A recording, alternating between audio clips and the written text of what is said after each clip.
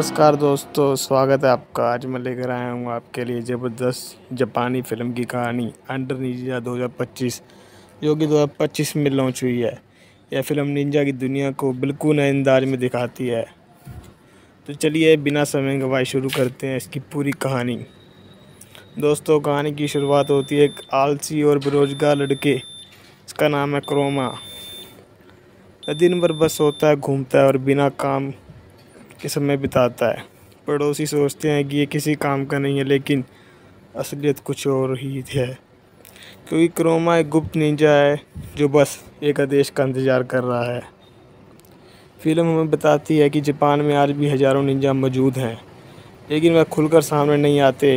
उन्हें सरकार गुप्त मिशनों के लिए इस्तेमाल करती है। जासूसी, हत्या, सुरक्षा और विदेशी एजेंटों से लड़ाई। क्रोमा भी इसी छिपे नेटवर्क का हिस्सा है। एक दिन अचानक क्रोमा के पास संदेश आता है कि निंजा अधिकारी कातो से मिलता है और कहता है अब तुम्हारा असली मिशन शुरू होने वाला है।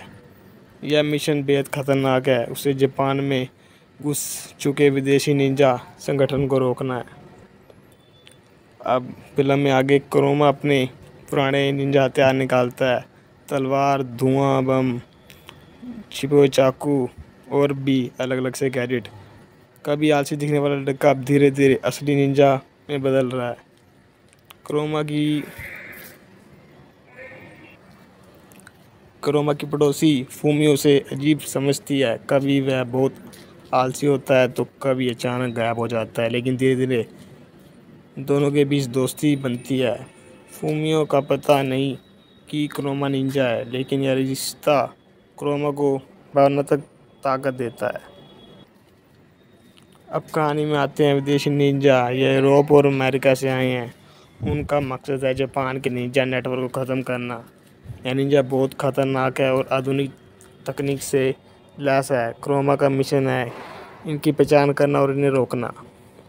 क्रोमा को पहली बार सामना दुश्मनों से होता है। वह अकेले कोई निंजा से भिड़ता है।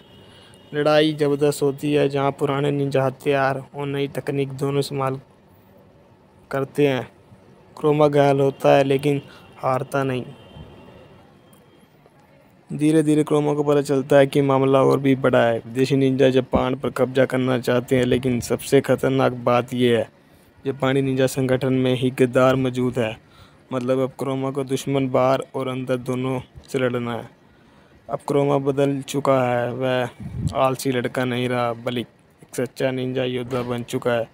वह अपने कठिन प्रश्नों को याद करता है और ठान लेता है दुश्मनों को ख़त्म करना और गद्दारों को बेनकाब करना। कहानी का सबसे बड़ा मोड़ आता है क्रोमा और विदेशी निंजा के बीच ज़बरदस्त जंग। लड़ाई होती रहती है रात में, छतों, गालियों और ऊंची इमारतों के बीच।